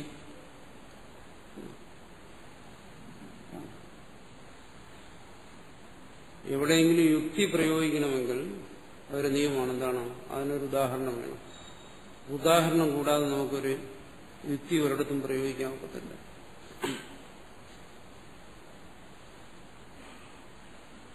അപ്പോ ഒരു യുക്തിക്ക് വേണ്ടി ഇവിടെ ഉദാഹരണം പറയുന്നതാണ്. യുക്തിപരമായ അക്കാര്യം നമ്മളെ ബോധ്യപ്പെടുത്താൻ ശ്രമിക്കുമ്പോൾ അതിനൊരു ഉദാഹരണം പറയുന്നതിനടുത്ത് പറയുന്നു സർപ്പാദി വികല്പ ഉപശമേ രജ്ജു തത്വ പ്രതിപത്തി എന്നാണ്. ഇതിനെക്കുറിച്ചും തല തിരിച്ചു ചിന്തിക്കരുത്. സർപ്പാദി വികല്പങ്ങൾ ഉപശമിക്കുമ്പോൾ രജ്ജുവിലെ സർപ്പം, ശുക്തിയിലെ രജതം, ഇതൊക്കെ നമ്മൾ പലതവണ കേട്ടിട്ടുള്ളതാണ്. ഇത് നൈമിഷികങ്ങളായ ഭ്രാന്തികളാണ്. നിമിഷങ്ങളുടെ അംശത്തിൽ സംഭവിക്കുന്ന വെറും തോന്നലുകളാണ് ഭ്രാന്തി. അതിനെ ഭ്രാന്തി എന്ന് പറയുന്നു. സാമാന്യ ബുദ്ധിയുള്ള ആരും ചിന്തിക്കും ദീർഘമായ ഈ പ്രപഞ്ചാനുഭവം, ബാല്യം, യൗവനം തുടങ്ങി ദീർഘകാലമായി വാർദ്ധക്യം, മരണം വരെ അനുഭവിച്ചുകൊണ്ടിരിക്കുന്ന ഈ പ്രപഞ്ചം, ഇതിന് ദീർഘകാലത്വം നമുക്ക് അനുഭവപ്പെടുന്നുണ്ട്, ദീർഘസത്യത്വം അനുഭവപ്പെടുന്നുണ്ട്, വിസ്തൃതമായ ദേശബോധം വരുന്നുണ്ട്. ഇങ്ങനെയൊക്കെയുള്ള ഈ അനുഭവത്തെ ഏതെങ്കിലും ഒരു നിമിഷ അംശത്തിൽ തോന്നുന്ന ഒരു അനുഭവം കൊണ്ട് എങ്ങനെ നിഷേധിക്കാൻ പറ്റും? രജ്ജു സർപ്പം എന്ന് പറഞ്ഞിട്ട് എങ്ങനെയാ ഈ പ്രപഞ്ചത്തെ തള്ളിക്കളയുന്നത്? പറയുന്നത് ബാലിശമല്ലേ എന്ന് ചോദിക്കും. തീർച്ചയായും ചോദ്യവും ബാലിശമാണ്. എന്തുകൊണ്ട്? ഒരിക്കലും രജ്ജു സർപ്പം പോലെയുള്ള ഉദാഹരണങ്ങളെ കാണിച്ചുകൊണ്ട് പ്രപഞ്ചത്തെ നിഷേധിക്കുകയോ പ്രപഞ്ചത്തെ മിഥ്യയാണെന്ന് പറയുകയോ ചെയ്യുന്നില്ല വേദാന്തത്തിൽ. അങ്ങനെ പറയുന്നില്ല. നമ്മൾ ധരിച്ചിരിക്കുന്നത് പോലെ. നമ്മളെങ്ങനെയാണ് ധരിച്ചിരിക്കുന്നത്? അല്ലെങ്കിൽ നമ്മൾ പഠിപ്പിക്കുന്നത് എങ്ങനെ? അദ്വൈതം രജ്ജുവിലെ സർപ്പം ഭ്രാന്തിയാണ്, അതുപോലെ ഈ പ്രപഞ്ചവും ഭ്രാന്തിയാണ്. ഒന്നുകൂടി നമ്മൾ ചേർത്ത് പറയും, രജ്ജുവിലെ സർപ്പം ഭ്രാന്തിയാണ്, അതുകൊണ്ട് ഈ പ്രപഞ്ചവും ഭ്രാന്തിയാണ്. അങ്ങനെയല്ല പറയും. പ്രപഞ്ചം സത്യമല്ല, പ്രപഞ്ച ഉപശമത്തിൽ ശിവം ശാന്തം, ഇത്തരം സിദ്ധാന്തങ്ങൾ ശ്രുതിയുടെ പ്രമാണത്തിൽ അല്ലെങ്കിൽ അനുഭവത്തിന്റെ ബലത്തിൽ ഉറപ്പിച്ചിട്ട് അത് പാഴ്ബുദ്ധികളെന്ന് വേണമെങ്കിൽ പറയാം, അല്ലെങ്കിൽ സാമാന്യ ബുദ്ധികൾ.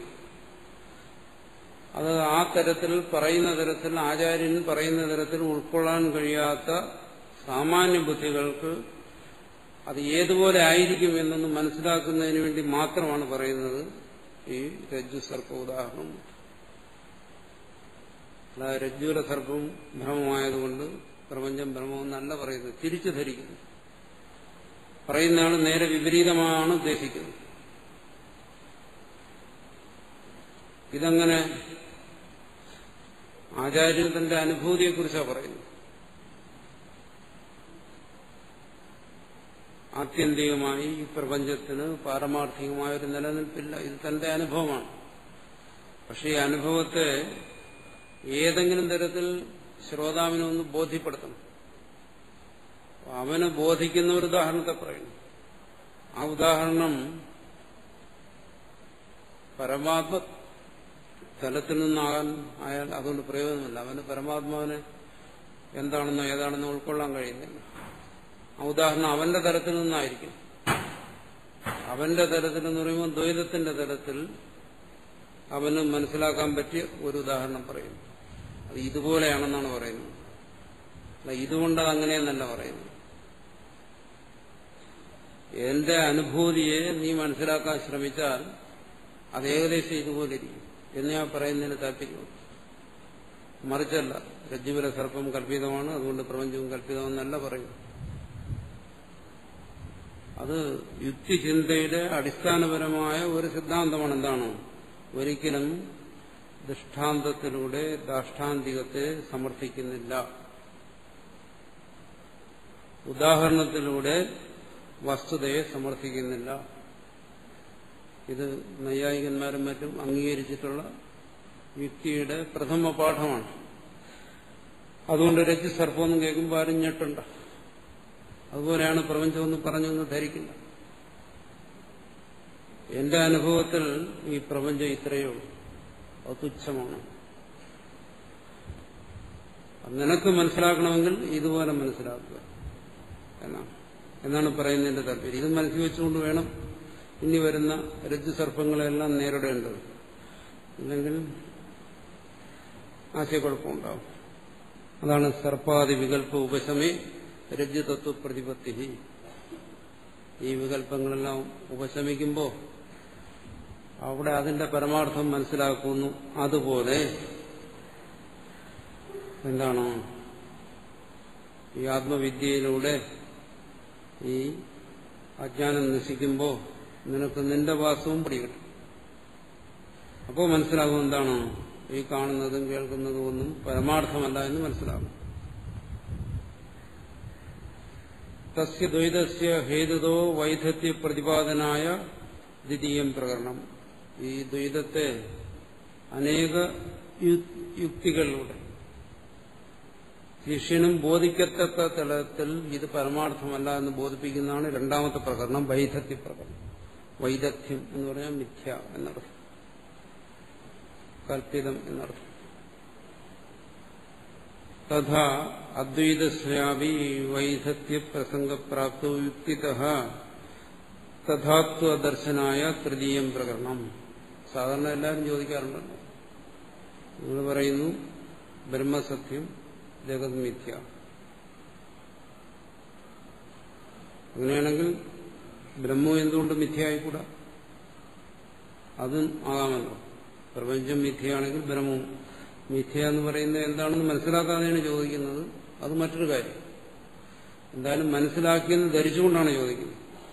പ്രപഞ്ചം മിഥ്യയാകാമെങ്കിൽ എന്തുകൊണ്ട് ബ്രഹ്മവും മിഥ്യയായിക്കൂടാ? അതിന് സമാനം പറയുന്നു. തഥാ അദ്വൈതസ്യാമി വൈധത്യ പ്രസംഗപ്രാപ്തവും. അദ്വൈതത്തിനും മിഥ്യാത്വം പ്രാപ്തമാകാം. ഒരാൾ യുക്തിയിലൂടെ മിഥ്യാത്വത്തെ അദ്വൈതത്തിനും കൊണ്ട് എത്തിക്കാം. അങ്ങനെ വന്നു കഴിഞ്ഞാൽ യുക്തിതഃ, യുക്തി കൊണ്ട് തന്നെ തഥാത്വ ദർശനായ, അങ്ങനെയല്ല അത് സത്യമാണ്, അദ്വൈതം സത്യമാണ് എന്നുള്ളത് ബോധിപ്പിക്കുന്നതിന് വേണ്ടിയിട്ടാണ് തൃതീയം പ്രകരണം, മൂന്നാമത്തെ പ്രകരണം, അദ്വൈത പ്രകരണം. അദ്വൈതസ്യ തഥാത്വ പ്രതിപത്തി പ്രതിപക്ഷഭൂതാനി യാനി വാദാന്തരാണി അവൈദികാനി തേഷാം അന്യോന്യ വിരോധിത്വാ അതഥാർത്ഥത്വേന തത് ഉപഭക്തിപിരേവ നിരാകരണായ ചതുർത്ഥം പ്രകരണം. നാലാമത്തെ പ്രകരണം അലാദശാന്തി പ്രകരണം. എന്തിനു വേണ്ടിയെന്ന് പറയുന്നു. അദ്വൈതസ്യ തഥാത്വ പ്രതിപത്തി പ്രതിപക്ഷഭൂതാനി. അദ്വൈതം സത്യമാണ്, തഥാത്വ പ്രതിപത്തി സത്യത്വബോധം. അതിന് പ്രതിപക്ഷഭൂതാനേന് വിരോധമായിരിക്കുന്ന യാനി വാദാന്തരാണി, വാദിക്കുന്നവരുടെ കയ്യിൽ ഏതിനുമുണ്ട്, വാദങ്ങളുണ്ട്. അതെല്ലാം അവൈദികാനി, പൂർവാചാര്യ സമ്മതമല്ല. തേഷാം, ഈ വാദങ്ങൾ, അദ്വൈതവും സത്യമല്ല എന്ന് പറയുന്ന വാദങ്ങൾ, അന്യോന്യ വിരോധിത്വ പറയുന്നു. അതിനെ അദ്വൈതം നിഷേധിക്കേണ്ട കാര്യമില്ല. ദ്വൈതികൾ തന്നെ പരസ്പരം വിവദിച്ച് നിഷേധിക്കും, തർക്കിച്ച് നിഷേധിക്കും. ആണ് തേഷാം അന്യോന്യ വിരോധിത്വാ അതഥാർത്ഥത്വേന. അതൊന്നും സത്യമല്ല. ദ്വൈതത്തെ അദ്വൈതിക്ക് ഒരിക്കലും നിഷേധിക്കേണ്ട ആവശ്യം വരുന്നില്ല. എന്തുകൊണ്ട്? ദ്വൈതം അതിനെ നിഷേധിക്കുന്നതിന് സ്വയം പര്യാപ്തമാണ്. പിന്നെ അദ്വൈതം എന്തിന് അതിനുവേണ്ടി പ്രയത്നിക്കണം? ദ്വൈതത്തെ അനുകൂലിച്ചോ പ്രതികൂലിച്ചോ എന്ത് തന്നെ ദ്വൈതി പറഞ്ഞാലും അത് തന്നെ അതിനെ നിഷേധിച്ചു. അതാണ് അദ്വൈതിയുടെ നിലപാട്. അതുകൊണ്ട് അദ്വൈതത്തിൽ ഒരിടത്തും ദ്വൈതത്തെ പരമാർത്ഥത്തിൽ നിഷേധിക്കേണ്ട ആവശ്യം പറയുന്നില്ല. ദ്വൈതത്തെ നിഷേധിക്കാൻ വേണ്ടി അദ്വൈതി പറയുന്ന വാദമുഖങ്ങളെല്ലാം ദ്വൈതിയുടെ തന്നെ വാദങ്ങളാണ്, അദ്വൈതിയുടെ അല്ല. അതുകൊണ്ടാണ് പറയുന്നത് എന്താണ്, ശങ്കരാചാര്യർ ആരെയും ഖണ്ഡിച്ചിട്ടില്ല. നമ്മൾ ധരിച്ചിരിക്കുന്നത് എന്താണ്, ശങ്കരാചാര്യർ വലിയ വാദപ്രതിവാദം നടത്തിയ ആളാണ്, എല്ലാവരെയും ഖണ്ഡിച്ച് അദ്വൈതം സമർത്ഥിച്ച ആളാണെന്നൊക്കെ നമ്മളൊരു ഒഴുക്കം മട്ടി പ്രസംഗിക്കാറുണ്ടല്ലോ. അതൊന്നും സത്യമല്ലെന്നാണ് ഇവിടെ ഇപ്പോൾ പറയുന്നത്. ശങ്കരാചാര്യർ തന്നെ പറയുന്നു, താൻ വാദിച്ചിട്ടില്ല, താൻ ആരെയും ഖണ്ഡിച്ചിട്ടുമില്ല. പിന്നെ ഈ ഖണ്ഡന മണ്ഡലങ്ങളൊക്കെ താൻ അദ്വൈതിയാണ്, ഈ ഖണ്ഡന മണ്ഡലങ്ങളെല്ലാം ദ്വൈതികളുടെയാണ്. അവരുടെ വാദമുഖങ്ങൾ കൊണ്ട് അവര് പരസ്പരം ഖണ്ഡിക്കുന്നത് ഞാൻ കാണിച്ചു കൊടുത്തു എന്നാണ്. അല്ലാതെ തനിക്ക് അദ്വൈതത്തിൽ എങ്ങനെ വാദം നടക്കും, എങ്ങനെ ഖണ്ഡനം നടക്കും, എങ്ങനെ മണ്ഡനം നടക്കും ഒന്നും അദ്വൈതത്തിൽ നടക്കത്തില്ല, അതെല്ലാം ദ്വൈതത്തിൽ നടക്കും. അതേ ഇവിടെ സംഭവിച്ചിട്ടുമുള്ളൂ. ദ്വൈതികൾ പരസ്പരം വാദമുഖങ്ങൾ കൊണ്ട് പരസ്പരം ഖണ്ഡിക്കുന്നതിനാണ് നമ്മൾ പറയുന്നത് അദ്വൈതി അവരെയൊക്കെ ഖണ്ഡിച്ചു എന്ന് പറയുന്നത്. വിവരക്കേടെന്നല്ലാതെ എന്ത് പറയാനും എന്നാണ് ഇവിടെ പറയുന്നത്. തതുപപത്തിഭിരൈവ, അവരുടെ യുക്തികൾ കൊണ്ട് തന്നെ, ആരുടെ, ദ്വൈതികളുടെ, അദ്വൈതത്തെ നിഷേധിക്കുന്നവരുടെ യുക്തികൾ കൊണ്ട് തന്നെ നിരാകരണായ പരസ്പരം നിരാകരിക്കുന്നു. അത് കാണിച്ചു തരുന്നതിന് വേണ്ടിയിട്ടാണ് ചതുർത്ഥം പ്രകരണം. ഈ നാലാമത്തെ അലാദശാന്തി പ്രകരണം ഭാഷ്യകാരനും ഗൗഡപാദാചാര്യനും എല്ലാം അത് നമ്മളെ കാണിച്ചു തരുന്നേ ഉള്ളൂ. അവരുടെ യുക്തിയിൽ വരുന്ന പോരായ്മകൾ എടുത്തു കാണിക്കുന്നു. ഇവരിങ്ങനെ പറയുന്നു, മറ്റവരിങ്ങനെ പറയുന്നു, ഇത് രണ്ടും പരസ്പര വിരുദ്ധമാണ്, അതുകൊണ്ട് തന്നെ ഇത് രണ്ടും ശരിയല്ല. ദ്വൈതം ഒന്നിനെ നിഷേധിക്കും, ഒന്നിനെ സമർത്ഥിക്കാനും മറ്റൊന്നിനെ നിഷേധിക്കാനും ശ്രമിക്കുമ്പോൾ പരസ്പരം നിഷേധിച്ചു. അതാണ് അദ്വൈതിയുടെ നിലപാട്. അവിടെ അദ്വൈതിക്ക് സംബന്ധിച്ചിടത്തോളം ആരോടും ഖണ്ഡനത്തിനോ മണ്ഡനത്തിനോ ഒന്നും പോകേണ്ട ആവശ്യമില്ല, അത് അവര് തന്നെ ചെയ്തോളും. അതുകൊണ്ട് ശങ്കരാചാര്യർ അങ്ങനെ ആരെയും എതിർത്ത് തോപ്പിച്ചിട്ടില്ല, വാദപ്രതിവാദം നടത്തിയിട്ട് സർവജ്ഞ പീഠത്തിൽ കയറിയിട്ടില്ല. അതെല്ലാം വെറും അബദ്ധമാണെന്ന് ഇപ്പോൾ സ്വയം തന്നെ പറയുന്നു. എന്നാലെങ്കിലും നമുക്ക് ബോധ്യമാകട്ടെ എന്ന് കരുതിയാണ്. അങ്ങനെയൊന്നും സംഭവിച്ചിട്ടില്ല. മറ്റുള്ളവർ ചെയ്തതാണ്, ശങ്കരാചാര്യരുടെ പേരിൽ ഇതൊക്കെ ആരോപിച്ചതാണ്. വാദിയാണെന്നും ഖണ്ഡനം നടത്തിയെന്നൊക്കെ മറ്റുള്ളവർ പറഞ്ഞു പരത്തിയാണ്. താനിതൊന്നും ചെയ്തിട്ടില്ലെന്നാണ്. അതാണ് പരമാർത്ഥം. ഇത്യേഷ പരമാർത്ഥത അവസാനം പറയുന്നു, കാരികയിൽ പറയും. അതുകൊണ്ട് അങ്ങനെ ആരും ചിന്തിച്ചു കളയരുത്. അദ്വൈതം എന്ന് പറയുന്ന പരമമായ സത്യത്തെ സാക്ഷാത്കരിക്കാൻ പോകുമ്പോൾ നമ്മൾ ഈ വാദത്തിനും ഖണ്ഡനത്തിനും മണ്ഡനത്തിനും ഒക്കെ പോകണമോ, അതിന്റെ ആവശ്യമുണ്ടോ എന്നൊന്നും ആരും ചിന്തിക്കേണ്ട. അതിന്റെ ഒന്നും ആവശ്യമില്ല. ആരും അതിനൊന്നും ഒരുമ്പടിയും വേണ്ട. അത് ചെയ്യേണ്ട ആൾക്കാരുണ്ട്, അവരത് ചെയ്തോളും. വേണമെങ്കിൽ അതെന്താണെന്ന് നോക്കിക്കാണുക, അല്ലെങ്കിൽ അതിന്റെ ആവശ്യമില്ല. ഇവിടെ ആത്മനിഷ്ഠ മാത്രമേ ഉള്ളൂ, അതിന് വാദപ്രതിവാദങ്ങളുടെ ഒന്നും ആവശ്യമില്ല. അതാണ് ഇവിടെ പറയുന്നത്. അവിടെ എന്താണ് പ്രപഞ്ചോപശമം, ശാന്തം, ശിവം, അദ്വൈതം എന്നൊക്കെ അതിനെക്കുറിച്ച് പറയാനുള്ളൂ. അവിടെ എന്തിനാണ് നിഷേധിക്കുന്നത്? ഒന്നിനെയും നിഷേധിക്കുന്നില്ല എന്ന് പറഞ്ഞതിന്റെ ചുരുക്കത്തെക്കുറിച്ചുകൂടെ പറഞ്ഞിരിക്കുകയാണ്. അടുത്തിവിടുത്തെ വിഷയത്തിലേക്ക് കിടക്കുകയാണ് ഭാഷ്യകാരൻ. കഥം പുനരോങ്കാര നിർണയേ ആത്മതത്വ പ്രതിപത്യുപായത്വം പ്രതിപദ്ധ്യതേ. ഓങ്കാര നിർണയവും ആത്മതത്വ പ്രതിപത്തിയും തമ്മിലുള്ള ബന്ധം എന്താണ്? ഓങ്കാരവും ആത്മബോധവും തമ്മിലുള്ള ബന്ധം. ഓങ്കാര നിർണയം, കാരണം ഇവിടെ ഇനി ചർച്ച ചെയ്യുന്നു. അകാരം, ഉകാരം, അകാരം, അമാത്ര എന്നെല്ലാം പറഞ്ഞ് ഓങ്കാരത്തെക്കുറിച്ച് പറയുന്നു. വിശ്വതൈസ പ്രാജ്ഞ തുര്യൻ എന്ന് പറഞ്ഞ ആത്മാവിനെ കുറിച്ച് പറയുന്നു. അപ്പോൾ അതിന് ഈ ഓങ്കാര ചർച്ച ഇതെങ്ങനെ ഉപകാരപ്പെടുന്നു? ഓങ്കാരവും ആത്മതത്വമായിട്ട് എന്താ ബന്ധം? മാണ്ഡൂക്യത്തെക്കുറിച്ച് പറയും. എന്താണ് മാണ്ഡൂക്യം? ഏകം ഏവ അലം ആത്മതത്വ പ്രതിപത്തയെ മുമുക്ഷൂണ വിമോക്ഷയെ എന്നെല്ലാം പറയും. മാണ്ഡൂക്യം എന്ന് പറയുന്ന ഈ ഒരൊറ്റ ഉപനിഷത്ത് മതി.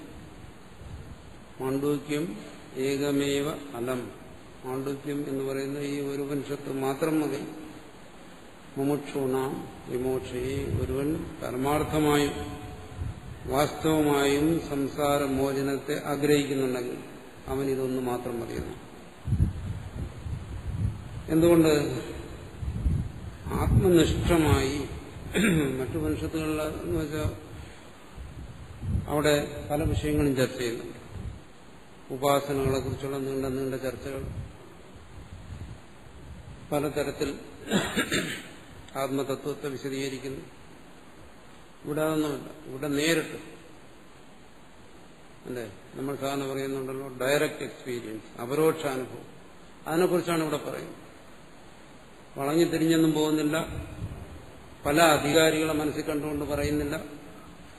ആരാണോ ഇത് അർത്ഥിക്കുന്നത്, മോക്ഷാർത്ഥം എന്ന് പറയുന്നത്, അവന് വേണ്ട കാര്യങ്ങൾ നേരിട്ട് പറയും. അതിനുള്ള ഒരു ഉപായവും അവന് കൊടുക്കുന്നു, ഓങ്കാരം. അതുകൊണ്ടാണ് ഇതിനെക്കുറിച്ച് പറയുന്നത് ഏകമേവ അലം, ഇതൊന്നും മാത്രം മതി. മുമുക്ഷൂണാം, മോക്ഷക്കളുടെ വിമോക്ഷയെ, വിമോക്ഷത്തിനു വേണ്ടി. അതിനുവേണ്ടി ഇവിടെ നിർദ്ദേശിക്കുന്ന എന്താണ്? ഓങ്കാരത്തെയാണ്. ഓങ്കാരം എങ്ങനെ സഹായിക്കുന്നു അതാണ് പറയുന്നത്. ആണ് കഥം പുനരോങ്കാര നിർണയ ആത്മതത്വ പ്രതിപത്യുപായത്വം പ്രതിപദ്ധ്യതയിരി. ഇനി വിഷയത്തിലേക്ക് കിടക്കുകയാണ്. ഓങ്കാരവും ആത്മതത്വവും തമ്മിലുള്ള ബന്ധത്തെക്കുറിച്ച്. അതിന് മറ്റ് ശ്രുതികൾ ഇവിടെ പ്രമാണമായി പറയുന്നു. ഇത് ഇവിടെ മാത്രം പറയുന്നതല്ല, മറ്റു ശ്രുതികളിൽ ഇതിനെ പരാമർശിക്കുന്നുണ്ട്. ഇവിടെ അതിനെ മുഖ്യമായി ചർച്ച ചെയ്യുന്നേ ഉള്ളൂ. ഓമിത്യേത് ഏതദാലംബനം ഏതദ്വൈ സത്യകാമ ഓമിത്യാത്മാനം യുഞ്ജീത ഓമിതി ബ്രഹ്മ ഓങ്കാരയേവേദം സർവം ഇത്യാദിശ്രുതിഭ്യഃ. ഇങ്ങനെ നിരവധി ശ്രുതികളിൽ ഈ വിഷയത്തെ ചർച്ച ചെയ്യുന്നു എന്നാണ് പറയുന്നത്. അത് നമ്മൾ തുടർന്ന് ചെയ്യും.